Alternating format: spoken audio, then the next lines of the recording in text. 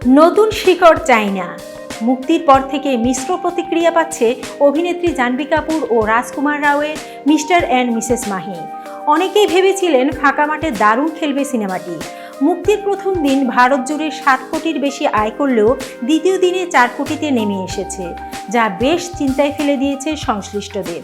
তবে সিনেমাটির আয় নিয়ে শঙ্কা তৈরি হলো প্রচারণায় গিয়ে ভিন্ন খবর দিয়ে শিরোনামে এলেন জাহ্নবী। একাধিক প্রেমের গুঞ্জন থাকলেও বেশ কিছুদিন ধরে আলোচনা চলছে শিগগিরই পুরনো প্রেমিক শিকড় পাহাড়িয়ার সঙ্গে গাঁটছড়া বাঁধতে যাচ্ছেন তিনি।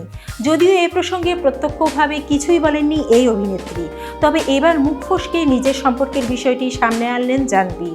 সম্প্রতি মিস্টার অ্যান্ড মিসেস মাহি সিনেমার প্রচারে কপিল শর্মার শোয়ে এসেছিলেন রাজকুমার রাও ও জাহ্নবী কাপুর। সেখানে জাহ্নবীর উদ্দেশ্যে বিয়ে নিয়ে একটি প্রশ্ন ছুড়ে দেন কপিল। তিনি জিজ্ঞেস করেন, একই জগতের মানুষকে আপনি পছন্দ করবেন, নাকি জীবনে যে শিকড়ে আছেন সেখানেই ভালো আছেন? এতক্ষণ বার্তা বৈঠকের সাথে থাকার জন্য ধন্যবাদ। নতুন নতুন সংবাদ পেতে বার্তা বৈঠকের ইউটিউব চ্যানেল ও ফেসবুক পেজের সাথেই থাকুন।